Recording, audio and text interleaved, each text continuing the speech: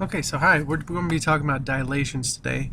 And first off, we're going to talk about the center of dilation, then we're going to talk about the actual dilation, whether it's an enlargement or reduction, and how to find the scale factor.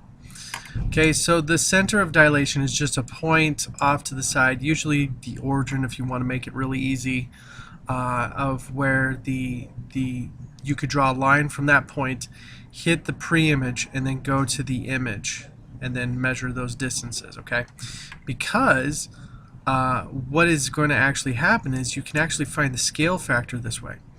So, in other words, the image we're going to get is going to be equal to the original image length from O to B, and you could use it for all the points and everything, times n, okay?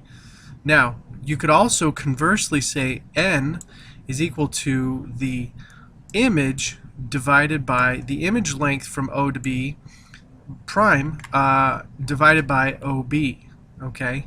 And so in other words, we're going to take the longer length and divide it by the shorter length, and that's going to be the actual thing, and that's going to be the scale factor of it, okay? Now, some really quick facts. If n is greater than 1, we are talking about an enlargement. Okay, and if n is less than 1, we're talking about a shrinkage. Okay, or a reduction. Okay? Alright, so that covers pretty much everything that we need to know about dilations and everything. When you are working with the dilations, please understand that you can also look at the points. So the points, so let's say that the pre-image was A, comma, B. No, let's say it was X, comma, Y. Okay, so that's the original coordinates of the original point. So if you wanted to transfer by doing the scaling factor, you would take n and times it by x, and then you take n and times it by y as well. So you would just take the scaling factor and you would pretty much just distribute. Okay? Alright, so something pretty simple as that. So if you're looking for the algebraic conversion, just take the scaling factor and multiply it by each point. So you would do that for this point, this point, this point, and this point. And then you would get this as your result. Okay.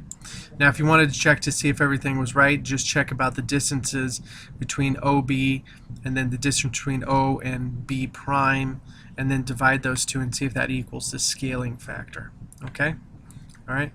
Now, real fast, the order does matter. So if you're going from a larger object to a smaller object, that's a reduction.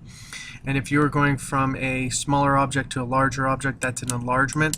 So make sure you're paying attention to the scaling factor as you go. So if your scaling factor is under 1, you got issues if you're making it bigger. If your image is bigger than your pre-image. Okay, so be very careful how you work with this stuff. But dilations are actually a lot of fun because in computer science, this is actually how we zoom in and zoom out on everything. They're just basically, the computer is just doing this calculation for every single pixel point that has a vertex. Okay, so some really cool stuff here. If you have any questions, please feel free to ask. But that's all about dilations. Bye.